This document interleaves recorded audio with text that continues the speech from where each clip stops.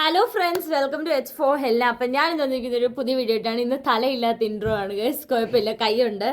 അപ്പം ഇന്ന് ഞാൻ വന്നിരിക്കുന്നത് എൻ്റെ ഡയറി ടൂറുമായിട്ടാണ്. ഇത് ഞാൻ 4ാം ക്ലാസ് തീരാറായപ്പോൾ വാങ്ങിച്ച ഡയറിയാണ്. ഇപ്പം ഞാൻ 7ാം ക്ലാസ് തീരാറായി, എന്നിട്ടും ഈ ഡയറി തീർന്നിട്ടില്ല. ഓക്കെ, ഈ ഡയറി ഇങ്ങനെയാണോ ജേർണലിങ് ചെയ്യുന്നതെന്നൊന്നും എനിക്കറിയത്തില്ല, പക്ഷേ ഞാൻ എൻ്റേതായ രീതിയിൽ ജേർണലിങ് ചെയ്ത ഡയറിയാണ് ഗൈസ്. കൊള്ളാമെന്ന് എനിക്കറിയത്തില്ല.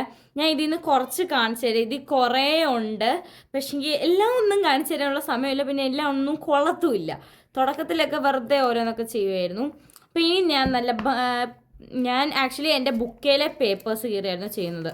ഞാൻ എൻ്റെ 3ാം ക്ലാസ്സിലെ 2ാം ക്ലാസ്സിലേക്ക് ബുക്കിലെ സാധനങ്ങൾ കയറി ചെയ്യുന്നതായിരുന്നു. ഇതൊക്കെ കണ്ടോ, സൺഡേ, ഇതൊക്കെ എൻ്റെ ബുക്കിൽ നിന്ന് കിട്ടിയ സാധനങ്ങളാണ്. ഇതെന്താണെന്നൊന്നും എനിക്കറിഞ്ഞൂടെ, ഇതൊക്കെ വെറുതെ ഒട്ടിച്ച് വെച്ചിരിക്കുന്നതാണ്.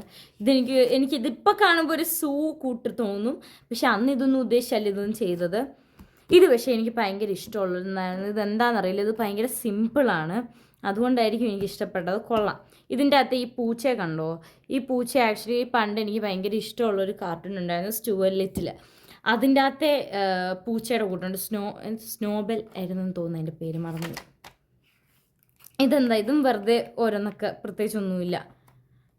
ഇതും അത് തന്നെ, വെറുതെ നല്ല നല്ല സ്റ്റിക്കേഴ്സ് കാണുമ്പോൾ വെട്ടി ഒട്ടിക്കുക, അത്രയേ ഉള്ളൂ. ഇതൊന്നും എനിക്ക് അത്ര ഇഷ്ടമുള്ള പരിപാടിയില്ല.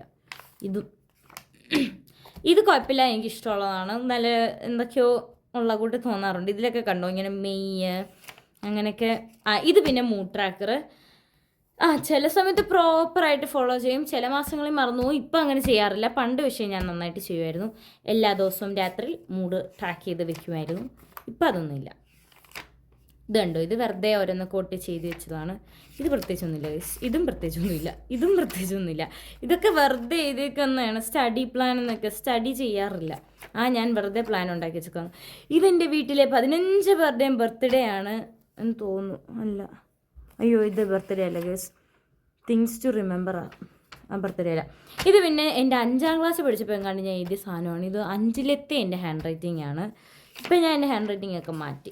ഇത് കുറച്ചുകൂടെ വലുതാണ്. ഇപ്പോഴത്തെ എൻ്റെ ഹാൻഡ് റൈറ്റിംഗ് കുറച്ചുകൂടെ ചെറുതാണ്. കേഴ്സീവ് തന്നെയാണ്, കാരണം എനിക്ക് കേഴ്സീവിൽ എഴുതാൻ അറിയത്തുള്ളൂ. ഇത് പിന്നെ ഡിസംബറിലെ മൂഡ് ട്രാക്കർ. ഇതൊക്കെ ഏപ്രിലെന്നൊക്കെ എഴുതി വെച്ചിട്ടുണ്ട്. ഇതാണ് ഗൈസ് എൻ്റെ വീട്ടിലെ 15 പേരുടെയും ബർത്ത്ഡേയും പിന്നെ വെഡിങ് ആനിവേഴ്സറി, അതും ഇതൊക്കെയാണ് ഗൈസ്. വേറെ ഒന്നുമില്ല പ്രത്യേകിച്ച്.